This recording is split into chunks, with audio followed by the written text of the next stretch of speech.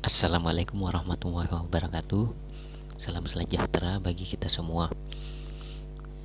Saya akan menyampaikan materi pembelajaran daring yang berjudul Produksi Olahan Ekspor Hasil Perikanan, di mana materi ini merupakan salah satu mata pelajaran produktif di Sekolah Usaha Perikanan Menengah Sorong maupun di Sekolah Menengah Kejuruan dengan program keahlian agribisnis pengolahan hasil perikanan.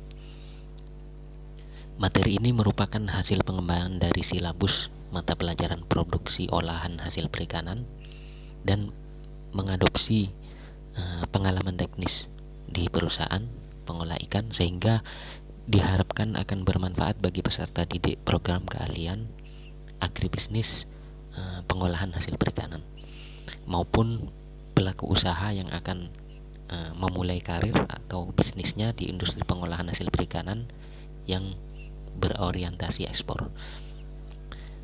Pertama-tama, sebelum memaparkan mengenai jenis-jenis produknya, saya akan menyampaikan prinsip dasar dari penanganan ikan, yaitu 3C plus Q. Apa saja 3C plus Q itu? Yang pertama, cool, artinya dingin.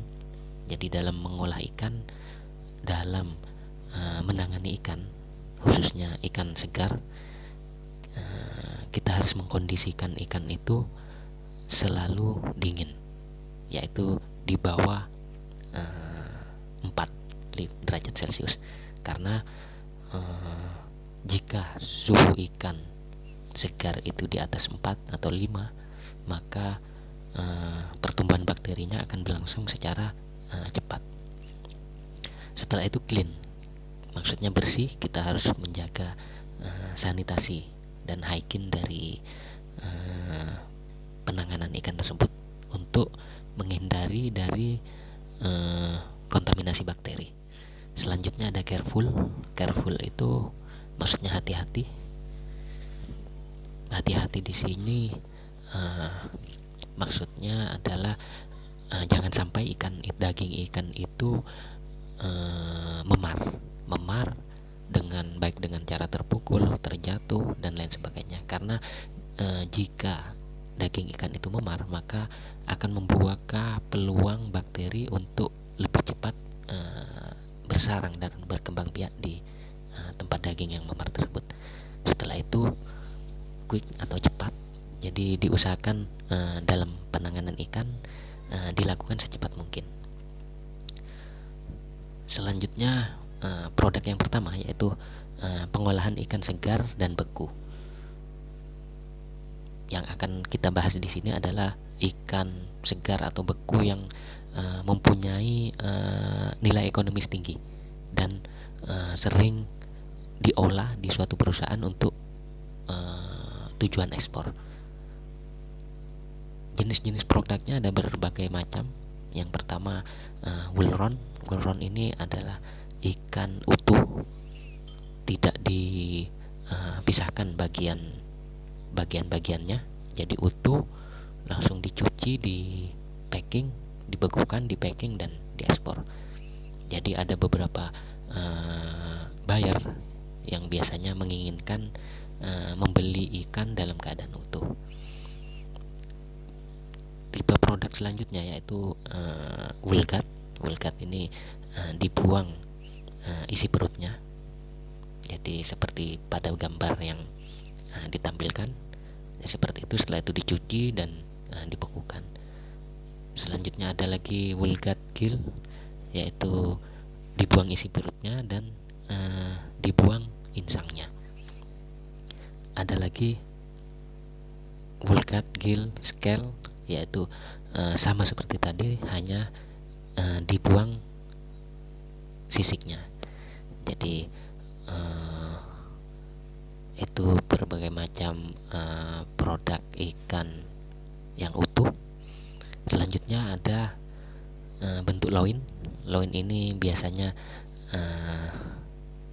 pada tuna, di mana daging ikan tuna utuh dibagi menjadi 4 bagian loin. ada namanya fillet skinless, yaitu fillet tanpa kulit, dan ada skin on fillet, yaitu fillet yang tetap dengan kulitnya. Selanjutnya alur proses dari pengolahan ikan segar atau ikan beku itu sendiri, mulai dari penerimaan bahan baku. Jadi dalam penerimaan bahan baku ini merupakan tahapan yang sangat penting untuk menjaga kualitas ikan, sehingga pada penerimaan bahan baku biasanya dicek dan diuji. Dicek di sini dalam artian dicek fisiknya, setelah itu dicek benda asingnya, organoleptiknya, dan lain sebagainya. Untuk pengujian biasanya diuji uji bakteri, dan nanti akan kita jelaskan pada materi selanjutnya mengenai kualitas ikan. Setelah penerimaan bahan baku dilakukan penimbangan di sini untuk mengetahui berat ikan yang berasal dari supplier. Setelah itu ada pencucian. Jadi pencucian ini menerapkan apa yang tadi disampaikan mengenai 3C plus G. Setelah itu pemotongan kepala, pembuangan sisik, dan pembuangan isi perut. Jadi ketiga proses ini proses yang sangat erat hubungannya dengan bakteri, karena ini berhubungan dengan bagian-bagian yang mengandung banyak bakteri, yaitu isi perut dan kepala. Setelah itu pemfiletan seperti yang kita lihat pada gambar. Setelah pemfiletan, pemisahan kulit, pemotongan. Nah, di sini dilakukan pemotongan. Setelah pemotongan, pembungkusan. Pembungkusan ini berfungsi untuk melindungi daging ikan selama pembekuan agar tidak mengalami dehidrasi dan diplos. Nah, setelah itu setelah dibungkus dilakukan pembekuan, penggelasan, pengepakan, pelabelan, dan penyimpanan. Demikian proses pengolahan ikan beku untuk alur prosesnya, dan secara mutunya akan kita jelaskan di sesi selanjutnya. Selanjutnya, produk selanjutnya adalah pengolahan udang beku ekspor. Udang ini merupakan salah satu primadona ekspor hasil perikanan, dan harganya cenderung lebih tinggi daripada ikan, dikarenakan udang ini mempunyai kandungan protein yang jauh lebih tinggi daripada ikan. Di sini yang pertama akan kita jelaskan mengenai jenisnya dulu. Jenis apa saja, jenis udang apa saja yang merupakan udang ekonomis penting yang biasanya diolah untuk berorientasi ekspor. Yang pertama adalah tiger. Tiger ini ciri secara visualnya ditandai dengan adanya warna hitam di setiap ruasnya, yaitu pemisah ruasnya itu berwarna hitam. Gitu. Tiger ini cenderung lebih mahal harganya daripada udang-udang yang lain. Selanjutnya udang faname. Udang faname seperti ini, warnanya cenderung lebih transparan dan lebih pudar. Dan selanjutnya adalah banana. Udang ini merupakan udang yang ditangkap dari laut.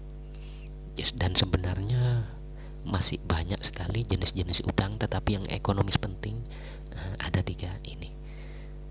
Selanjutnya adalah tipe produk. Tipe produknya yang pertama HL, hampir sama dengan ikan tadi. Kalau ikan tadi ada WR, well round, yaitu ikan utuh. Di sini ada HO, head on, yaitu udang yang utuh masih dengan kepalanya. Udang-udang utuh ini biasanya berasal dari udang-udang segar, dikarenakan bakteri yang berasal dari kepala itu masih belum menyebar ke bagian badan yang lain, sehingga biasanya kepalanya tidak dibuang. Dan ini harganya jauh lebih mahal daripada udang yang sudah dibuang bagian-bagian lainnya, karena HO ini menandakan bahwa udang tersebut kesegarannya tinggi. Selanjutnya HL atau headless, udang yang dibuang kepalanya. Selanjutnya peel and divine, itu udang yang dikupas kulitnya dan dibuang ususnya atau isi perutnya, atau P&D. Selanjutnya ada lagi peel undefine, yaitu hampir sama kayak tadi, seperti tadi, dibuang kulitnya tetapi tidak dibuang ususnya. Dari penampakannya hampir sama kedua jenis ini, hanya saja yang membedakan ususnya masih ada. Jadi ada buyer yang menginginkan dalam keadaan raw atau mentah, dan ada yang menginginkan dalam keadaan sudah dimasak. Selanjutnya adalah PDTO, peel divine tail on, sama dengan produk yang sebelumnya tetapi menyisakan kulit ekornya seperti ini. Ada yang raw dan ada yang cook, yang sudah dimasak. Ini merupakan jenis-jenis dan tipe produk udang. Selanjutnya alur prosesnya. Bagaimana alur proses pengolahan udang? Nah, alur prosesnya hampir sama seperti ikan, tetapi ada bagian-bagian penambahan tertentu di udang, yaitu yang pertama dimulai dari penerimaan bahan baku. Penerimaan bahan baku sama seperti tadi, dilakukan pengecekan dan pengujian untuk memastikan udang yang masuk ke perusahaan adalah udang yang berkualitas baik. Ada dua macam sumber panennya, yaitu ada yang berasal dari laut dan ada yang berasal dari udang air tawar. Untuk yang berasal dari udang air tawar, mungkin potensi bahaya yang perlu diwaspadai yaitu berupa antibiotik dan pestisida. Biasanya dicek kedua kandungan tersebut untuk memastikan tidak melebihi ambang batas. Sedangkan untuk udang yang dipanen dari laut, yang diwaspadai adalah logam beratnya. Nah, ini merupakan sentra produksi budidaya tambak udang di Indonesia, yaitu terpusat di Pulau Jawa, Lampung, dan Sulawesi. Jadi pada tahap penerimaan udang dilakukan pencucian, penimbangan terlebih dahulu untuk memastikan berapa berat udang yang harus dibeli dan dibayarkan ke supplier. Setelah itu proses pencucian. Pencucian dilakukan seperti ini, tentunya dengan suhu air pencucian yang rendah, yang mendekati 0, supaya suhu pusat udangnya juga mendekati suhu tersebut. Setelah itu dilakukan pemisahan atau grading. Pemisahan ini ada beberapa macam pemisahan, yaitu ukuran, jenis, kualitas, dan lain sebagainya. Di sini ada pemotongan kepala, dilakukan pemotongan kepala. Setelah pemotongan kepala dilakukan pengupasan kulit, pembuangan usus, dan pengecekan akhir. Nah, setelah bentuk udang sudah jadi seperti yang diinginkan oleh pembeli, maka dilakukan pembekuan yang di sini adalah pembekuan dengan menggunakan metode IKF. Metode IKF ini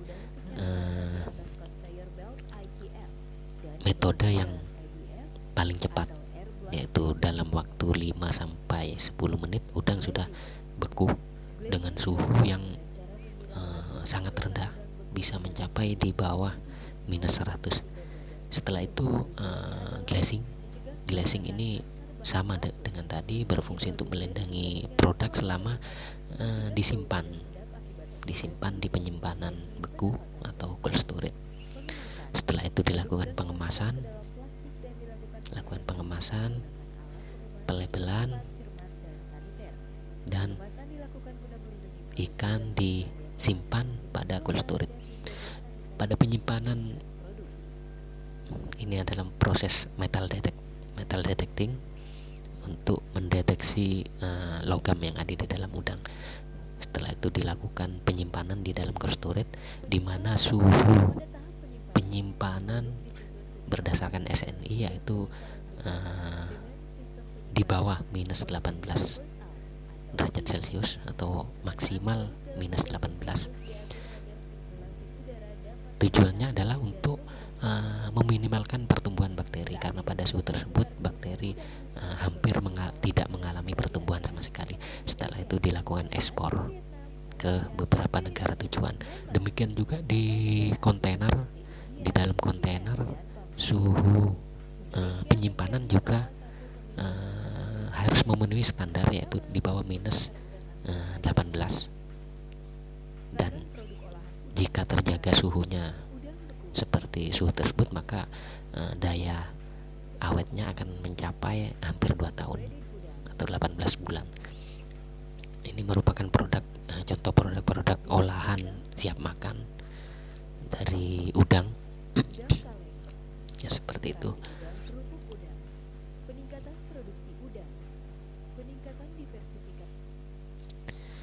Hal yang terpenting dalam pengolahan udang yaitu size, karena size ini sangat menentukan, baik menentukan harga maupun kualitasnya.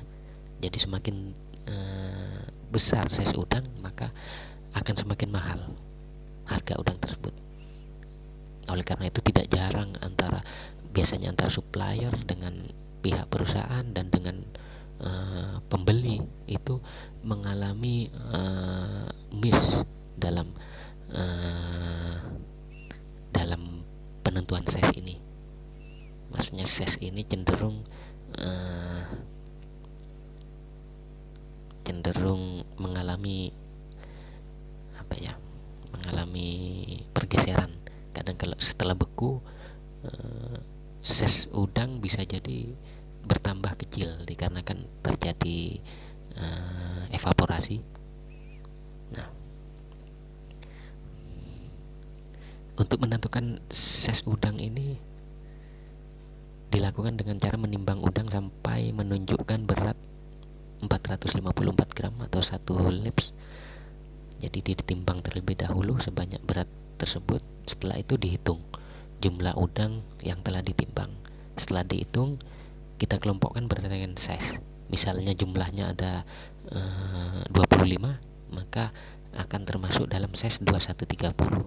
Misalnya jumlahnya 57, maka akan termasuk size 5160.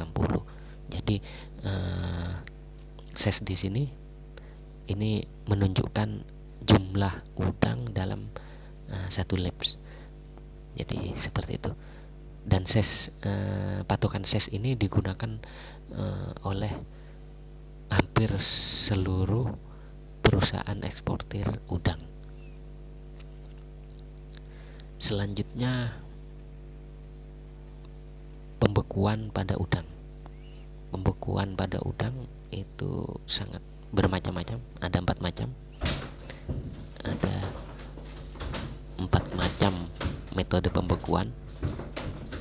Yang pertama, pembekuan dengan metode air blast freezer. Metode ini menggunakan semburan udara dingin dan prinsipnya sama dengan AC, tetapi pada air blast freezer ini suhunya lebih rendah daripada AC. Di sini menggunakan semburan udara dingin. Jadi dalam satu ruangan itu didinginkan dengan evaporator dan disebarkan udara dinginnya menggunakan kipas. Kelebihan dari metode metode ini, yaitu bentuk dan ukuran produk yang akan dibekukan itu bebas, bisa beraneka ragam, bisa bermacam-macam bentuknya, bisa berukuran mulai dari ukuran yang paling kecil sampai ikan-ikan yang besar, bisa udang juga, jadi fleksibel. Jadi dilakukan dengan memasukkan produk ke dalam rak-rak, kemudian dimasukkan ke dalam ruangan ABF. Metode selanjutnya adalah kontak plate freezer. Jadi metode ini menggunakan media pelat yang kontak langsung dengan produk, sehingga produknya harus seukuran dan mempunyai bentuk yang datar, yang menyerupai blok. Jadi udang dimasukkan ke dalam pan tersebut, kemudian diisi air supaya rata, kemudian dimasukkan ke dalam alat tersebut, yaitu semacam yang berbentuk lemari, biasanya seperti lemari. Kemudian metode yang selanjutnya brain freezer, yaitu dengan cara mencelupkan produk pada air dingin. Pembekuannya cukup merata dan bentuknya bebas, tetapi metode ini jarang digunakan karena resikonya yaitu bisa dapat menyebabkan kebocoran, sehingga air bisa masuk ke dalam produk dan tentunya akan mengkontaminasi produk tersebut. Metode selanjutnya adalah individual quick freezer. Metode ini seperti yang dijelaskan tadi, yaitu metode dengan pembekuan cepat, dan pembekuan ini merupakan pembekuan tercepat, hanya 5-10 menit.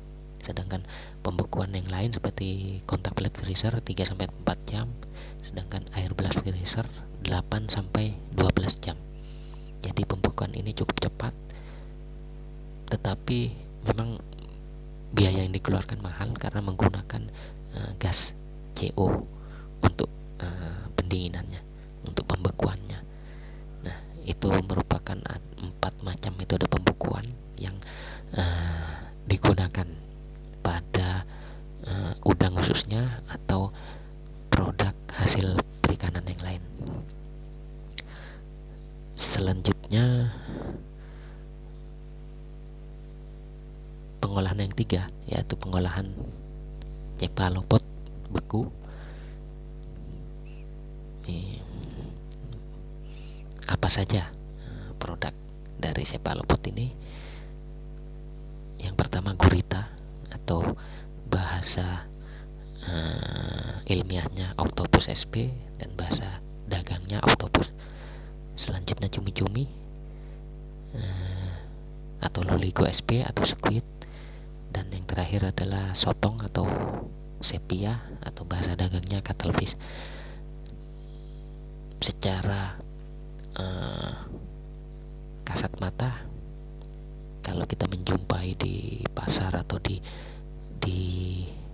tempat-tempat ikan, antara cumi-cumi dengan sotong ini mirip, kesannya mirip, tetapi sebenarnya kandungan gizinya lebih banyak cumi-cumi, dan harganya lebih mahal cumi-cumi untuk harga di negara-negara pembeli, biasanya seperti itu. Bedanya adalah kalau cumi-cumi ini cenderung kakinya panjang, lebih panjang daripada sotong, dan lebih ramping badannya. Nah, seperti itu. Selanjutnya tipe produknya ada woolron seperti ikan tadi, yaitu utuh, dan ada wool clean, utuh juga tetapi kulitnya dikupas, kulitnya dibuang sehingga warnanya menjadi putih seperti ini, dan isi perutnya juga dibuang. Untuk tipe packingnya, khususnya untuk octopus atau gurita, ada 2 macam, yaitu bentuk ball dan bentuk flower. Bentuk ball ini biasanya diaplikasikan pada produk yang sudah mengalami kemunduran mutu sehingga susah dibentuk, seperti yang terjadi pada flower. Kalau flower cenderung karena memang harganya lebih mahal daripada yang bentuk ball, flower ini diambil dari oktopus yang mempunyai kesegaran tinggi, yang masih segar, maksudnya belum mengalami kemunduran mutu, sehingga otot-ototnya itu cenderung masih masih kuat, masih kaku. Sedangkan untuk bol itu biasanya tekstur dagingnya sudah agak lembek sehingga sulit untuk dibentuk seperti untuk flower, dan memang harganya lebih tinggi untuk flower. Ini salah satu persiapan pembekuannya seperti ini, yaitu untuk bentuk flower, yaitu octopus dibuat menghadap ke atas pada bagian